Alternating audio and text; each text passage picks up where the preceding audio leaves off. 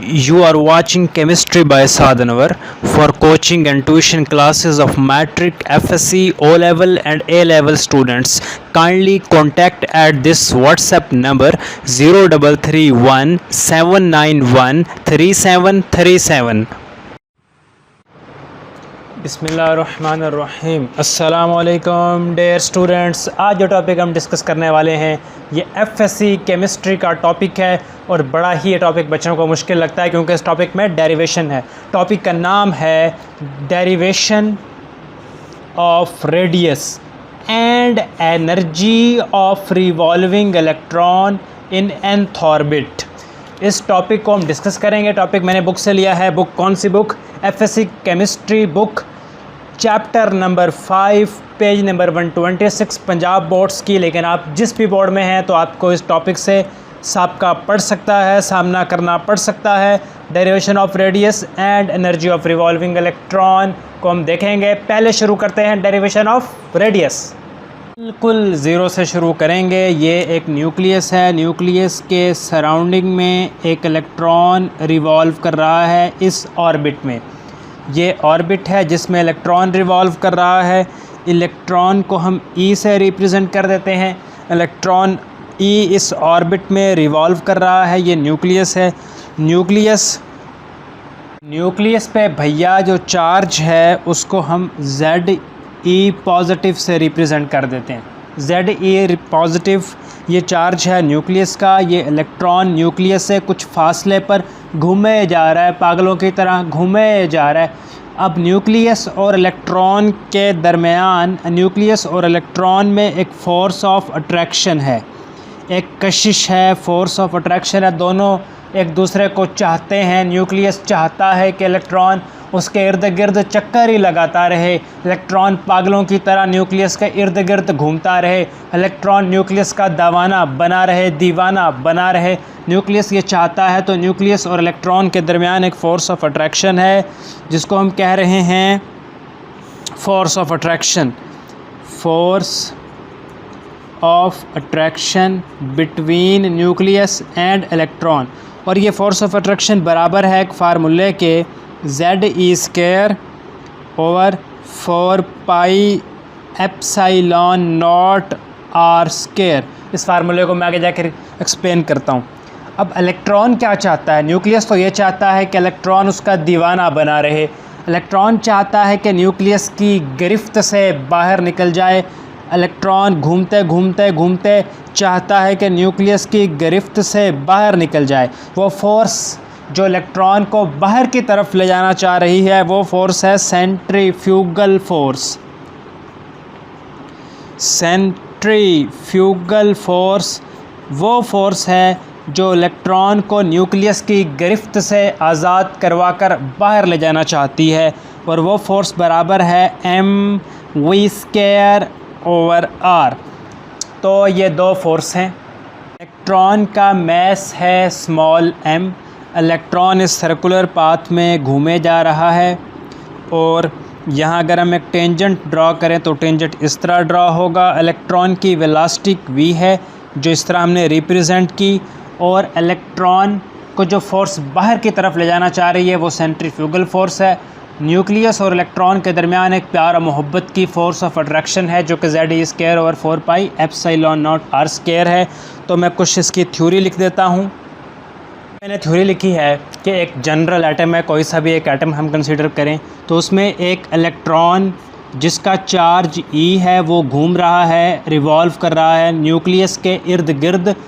Nucleus का charge Z ई positive है। Z क्या है? ये प्रोटॉन नंबर होता है। प्रोटॉन नंबर को जेड से रिप्रेजेंट करते हैं। और ई पॉजिटिव चार्ज है प्रोटॉन पर। तो जी हाँ, ये मैंने क्या लिखा है, let small m be the mass of electron. Electron के मैस को हम स्मॉल m से रिप्रेजेंट कर रहे हैं। और small r is the radius of orbit. जो ऑर्बिट का रेडियस है जिसमें इलेक्ट्रॉन घूम रहा है उसको हम स्मॉल r से रिप्रेजेंट कर रहे हैं। ये जो ऑर्बिट का रेडियस है यानी न्यूक्लियस और इलेक्ट्रॉन के दरमियान जो फासला है उसको स्मॉल r से रिप्रेजेंट कर रहे हैं। इलेक्ट्रॉन के मैस को स्मॉल m से रिप्रेजेंट कर रहे हैं। इलेक्ट्रॉन जो रिवॉल्व कर रहा है उस वेलोसिटी को स्मॉल v से रिप्रेजेंट कर रहे हैं। तो ये सारी चीज़ें कुछ इस तरह से हो गई। अब यहाँ पर चूँकि दो फोर्सेस हैं तो एक लॉ होगा अकॉर्डिंग टू میں یہاں پر لکھتا ہوں، آپ کے سامنے لکھوں گا تاکہ آپ کو زیادہ اچھے سے سمجھ آئے. According to coulomb law, coulomb لا کیا کہتا ہے؟ کولمب لا یہ کہتا ہے کہ کولمب لا یہ کہتا ہے کہ جو فورس آف اٹریکشن ہوتی ہے یہ ڈائریکٹلی پروپورشنل ہوتی ہے چارجز کے، ایک چارج Q1 دوسرا چارج Q2 اور چارجز کے درمیان ڈسٹنس ہے اس کے اسکیئر کے. مان لو کہ ایک چارج Q1 ہے دوسرا چارج Q2 ہے، تو دونوں چارج ایک دوسرے کو اٹریکٹ کر رہے ہیں، ان کے درمیان ڈسٹنس R ہے. تو اکارڈنگ ٹو کولمب لا جو فورس آف اٹریکشن ہے وہ برابر ہوتی ہے، ڈائریکٹلی پروپورشنل ہوتی ہے ان چارجز کے میگنیچیوڈ کے اور ان چارجز کے درمیان جو ڈسٹنس ہے اس کے اسکیئر کے. تو ہمارے پاس جو Q1 ہے، ایک فورس آف اٹریکشن تو ہے ZE پازیٹیو اور دوسرا ہے الیکٹران، دوسرا چارج الیکٹران کا چارج ہے. تو ایک چارج ZE پازیٹیو ہے، ایک یہ ہے، تو دونوں آپس میں اٹریکٹ کر رہے ہیں اور دونوں کے درمیان ڈسٹنس اسمال r ہے. تو ہم اس ایکویشن کو اپنی گیون سچویشن کے اکارڈنگ کیسے لکھیں گے؟ F ڈائریکٹلی پروپورشنل Q1 کی جگہ ہم لکھ لیں ZE پازیٹیو، یہ وہ چارج جو نیوکلیس پر ہے. Q2 کی جگہ پر ہم لکھ دیں الیکٹران کا چارج لکھ سکتے ہیں، اور ان دونوں کے درمیان جو ڈسٹنس ہے وہ r ہے تو اس کا اسکیئر لے لیں. جب سائن آف پرپورشنیلٹی کو ہم ختم کرتے ہیں تو کیا لکھتے ہیں؟ برابر کا سائن اور ایک کانسٹنٹ لکھتے ہوتے ہیں. وہ کانسٹنٹ کیا ہے؟ اس کانسٹنٹ کو ہم کیپٹل K سے ریپرزینٹ کر دیتے ہیں. یہ سب چیزیں ویسے ہی کاپی پیسٹ کریں گے. دیکھیں اب یہ پلس اور یہ E مائنس، اگر ہم E پلس کو E کے برابر لے لیں اور E مائنس کو بھی E کے برابر لے لیں تو اس کو ہم ایسے لکھ سکتے ہیں F is equal to capital K Z E dot E over R square, F is equal to capital K Z E square over R square. بالکل لکھ سکتے ہیں. یہ جو K کانسٹنٹ ہے یہ K برابر ہوتا ہے 1/4 پائی ایپسائلون ناٹ کے. تو اس ایکویشن میں K کی جگہ اس کی ویلیو لکھ دیں تو یہ ایکویشن بن جائے گی F is equal to K کی جگہ اس کی ویلیو لکھ دیں 1/4 پائی ایپسائلون ناٹ اور Z E square over R square. تو ہمارے پاس یہ والی ایکویشن بن جائے گی. میں نے ایکویشن بنائی، میں اسے دوبارہ لکھ دیتا ہوں F is equal to Z E square over 4 pi ایپسائلون not into R square. اس کو ہم نام دے دیتے ہیں ایکویشن 1 کا تاکہ یہ خوش ہو جائے. اس میں جو ایپسائلون ناٹ ہے یہ ہوتا ہے ویکیوم پرمیٹیوٹی. یہ فزکس والے سے آپ پوچھیں وہ آپ کو بہت اچھے سے سمجھائے گا. ایپسائلون ناٹ از ویکیوم پرمیٹیوٹی. اس کی ایک ویلیو ہوتی ہے، اس کی ویلیو جو آپ کی بک میں لکھی ہوئی ہے وہ ہے 8.84 × 10⁻⁻12 کولم اسکیئر پر جاؤل پر میٹر. اور ایک اور فورس بھی تھی جو کہ سینٹریفیوگل فورس تھی. We now date centrifugal force, اس کو بھی ہم F سے ریپرزینٹ کر رہے ہیں. وہ برابر تھی mv اسکیئر اوور R. اس کو ایکویشن 2 کہہ دیں. اب ایکویشن 1 اور ایکویشن 2 ان دونوں کی آپ دیکھیں ایک سائڈ برابر ہے، یہ والی سائڈ برابر ہے، تو دونوں دوسری سائڈ بھی آپس میں برابر کر دیں گے. یا دوسرا کام ہم یہ کر سکتے ہیں کہ فار بیلنسڈ کنڈیشن، اگر ہم بیلنس لانا چاہتے ہیں for balanced condition, balance condition کیا ہے کہ جتنی سینٹریفیوگل فورس ہے اتنی ہی فورس آف اٹریکشن ہے. For balanced condition centrifugal force برابر ہو جائے گی فورس آف اٹریکشن کے. یعنی ہم یوں کہہ سکتے ہیں ایکویشن 1 اور ایکویشن 2 ایک دوسرے کے برابر ہیں. تو ہمارے پاس کیا بن جائے گا mv square over R. Centrifugal force کی جگہ اس کی ویلیو، فورس آف اٹریکشن کی جگہ اس کی value 4 pi ایپسائلون not R square. تو یہاں سے تو بڑا ہی کام آسان ہو گیا. mv اسکیئر کو ادھر ہی رہنے دو، اس R کو اس طرف لے جاؤ اس آر کو جب اس طرف لے جائیں گے تو کیا ہوگا، Z square over 4 pi ایپسائلون not are square. یہ والا آر ادھر جائے گا تو یہاں پر آ جائے گا. اب یہ والا آر اس آر اسکیئر کے ساتھ کینسل آؤٹ ہو جائے گا اور یہاں سے بنے گا M we square is equal to Z E square. Z square کے بعد اس کے نیچے 4 پائی ایپسائلون ناٹ انٹو آر. تو یہ ہمارے پاس ایکویشن بنے گی. اس کو ایکویشن ہم 3 کا نمبر دے دیتے ہیں. میں نے ذرا دوبارہ لکھ دی ہے. اس ایکویشن 3 میں یہ جو آر ہے اس کی ویلیو ہم نے سیپریٹ کرنی ہے. تو اس آر کو چپ کر کے اس طرف لے جاؤ اور ایم وی اسکیئر کو اس آر کی جگہ پر لے آؤ. تو آر برابر ہو جائے گا Z E square over 4 pi ایپسائلون not M we square. یہ ایم وی اسکیئر آ جائے گا. یہ ہمارے پاس ایکویشن بن جائے گی. اس کو ایکویشن 4 کا نمبر دے دو تاکہ یہ خوش ہو جائے. اب ایکویشن 4 کیا بتا رہی ہے کہ ویلوسٹی اور ریڈیس کے درمیان انورس ریلیشن ہے. ویلوسٹی کا اسکیئر اور ریڈیس کے درمیان انورس ریلیشن ہے. یہ ہمیں انفارمیشن ایکویشن 4 سے مل رہی ہے. اگر ہم ایکویشن 4 میں ویلوسٹی کے فیکٹر کو ایلیمینیٹ کرنا چاہتے ہیں تو ہم لکھیں گے ٹو ایلیمینیٹ، ختم کرنے کے لیے، to eliminate the factor of velocity from above equation 4 we use fourth postulate of Bohr. بوہر صاحب کا جو 4th postulate تھا یا بوہر postulate کہہ سکتے ہیں، 4th postulate of Bohr بھی لکھ سکتے ہیں. اس نے کون سا ناراض ہو جانا ہے. تو بوہر کا 4th postulate کیا تھا وہ آپ بوہر سے دیکھیں گے. میں آپ کو یہاں بتا دیتا ہوں کہ بوہر صاحب کا جو 4th postulate تھا وہ کچھ یہ تھا، M we are is equal to N H over 2 پائی. یہ بوہر کا 4th postulate تھا. اس میں سے آپ کیا کریں، ویلوسٹی کو الگ کریں، وی ادھر ہی رہنے دیں، ایم آر کو اس طرف لے جائیں. تو این ایچ اوور 2 پائے تو ویسے ہی کاپی پیسٹ کر دیا. ایم آر ادھر ملٹیپلائی ہو رہا ہے، ادھر جا کر ڈویژن میں آ جائے گا اور ایم آر ہم یہاں پر لکھ دیں گے. تو جناب اگلا کام یہ کریں کہ اچھے بچوں کی طرح یہ جو ایکویشن بن گئی اس کا اسکیئر لے لیں. لکھ لیں taking square on both side. تو وی اسکیئر ہو جائے گا. اسکیئر اس لیے لیں گے کہ ایکویشن 4 میں ہمارے پاس وی اسکیئر ہے. تو اس ایکویشن کا ہم اسکیئر لیں گے. تو وی square N square H square over 2 کا اسکیئر لیں گے تو وہ 4 ہو جائے گا. پائی کا اسکیئر، ایم کا اسکیئر، آر کا اسکیئر، ہر چیز کا اسکیئر ہو گیا. اور اس کو آپ کہہ دیں ایکویشن 5. اب آپ کیا کریں، آپ یہ کام کریں کہ ایکویشن 4 میں یہ جو وی اسکیئر ہے اس وی اسکیئر کی ویلیو ایکویشن 5 میں سے اٹھا کے پٹ کر دیں.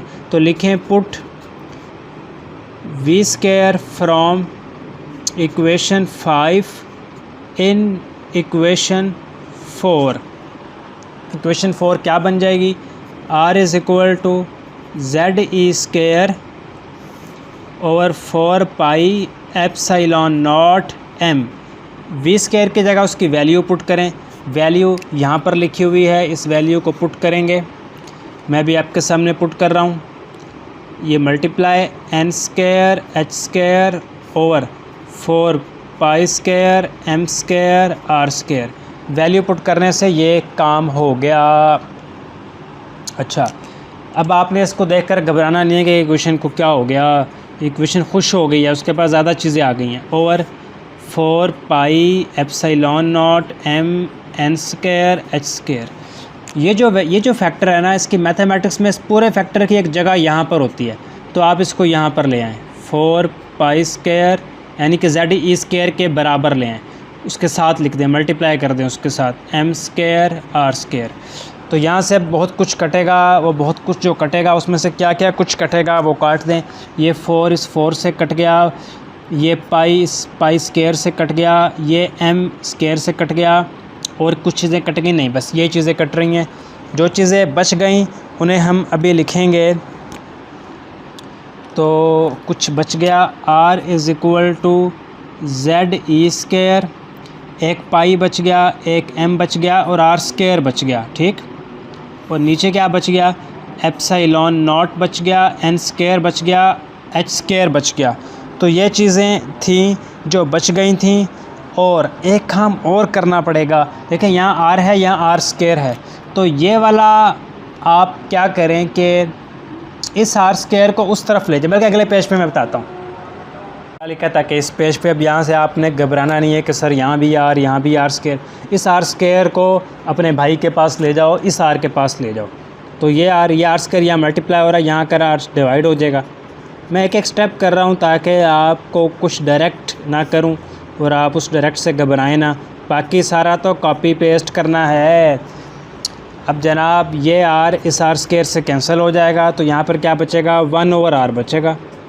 Z E square pi M over ایپسائلون not an square H square. اب ذرا ایکویشن کو انورس کر دو, الٹ کر دو. یہ نیچے والی چیز اوپر لے جاؤ, نیچے والی چیز اوپر لے جاؤ, اوپر والی چیز نیچے لے آؤ. الٹ کر دیا, یار اوپر چلا گیا 1, میں نیچے آ جائے گا 1 لکھنے کی ضرورت نہیں. ایپسائلون ناٹ اوپر چلا گیا, این اسکیئر ایچ اسکیئر بھی اوپر چلا گیا. اور اوپر جو لکھا ہوا تھا, کیا لکھا ہوا تھا, زیڈ ای اسکیئر پائی ایم, وہ نیچے چلا گیا. تو یہ جناب آپ نے کیلکولیشن کر لی ہے. یہ بڑی کام کی ایکویشن ہے. آپ نے ریڈیس کیلکولیٹ کر لیا ہے. آپ ریڈیس کیلکولیٹ کرنے میں کامیاب ہو گئے ہیں. اگر آپ زیڈ پٹ کریں, Z is equal to 1, Z کو 1 اس لیے پٹ کریں گے کہ for hydrogen atom, hydrogen atom میں ایک ہی پروٹون ہوتا ہے تو زیڈ 1 کے برابر ہوگا. ہائیڈروجن ایٹم میں چونکہ ایک ہی پروٹون ہوتا ہے تو زیڈ 1 کے برابر ہوگا. تو اس ایکویشن میں زیڈ 1 پٹ کریں تو آر برابر ہو جائے گا ایپسائلون not an square H square over E square pi M. کیونکہ زیڈ آپ نے 1 پٹ کر دیا ہے, 1 ہم عموماً لکھتے نہیں ہیں. تو بھیا یہ ایکویشن بن گئی. کرو کہ اس ایکویشن کو نمبر 6 دے دو, ٹھیک. اور اس ایکویشن کو ہم نے نمبر 6 دے دیا, اس کو نمبر 7 دے دیا, تاکہ ہر ایکویشن خوش ہو جائے کہ میرے پاس کوئی نمبر آ کے. بچوں کو نمبر بڑے پسند ہوتے ہیں. تو جناب ایکویشن 7 میں یہ جو این اسکیئر ہے اسے ذرا باہر کر کے لکھ دو. اس کا جھگڑا ہو گیا ہے, اس کی لڑائی ہو گئی ہے ایپسائلون ناٹ اور ایچ اسکیئر کے ساتھ. تو باقی چیزیں ایپسائلون ناٹ ایچ اسکیئر ساتھ میں لکھ دو, اور نیچے والا بھی اس چیزیں ساتھ میں لکھ دو. اور یہ جو این اسکیئر ہے اسے ذرا باہر کر کے لکھ دو, کیونکہ اس کا جھگڑا ہو گیا تھا. کچھ بھی نہیں ہوگا باہر کر کے لکھ دینے سے, بس صرف یہ بات آپ کو پتہ چلے گی کہ اب یہ, اور اس کو ایکویشن 8 کہہ دو. اس سے یہ پتہ چلا کہ جو ریڈیس ہے یہ ڈائریکٹلی پرپورشنل ہے این اسکیئر کے. ان سب کو کانسٹنٹ مان لو, یہ کانسٹنٹ ہیں. تو ریڈیس ڈائریکٹلی پرپورشنل ہے این اسکیئر کے. این اسکیئر کیا ہے, number of orbit. Radius is directly proportional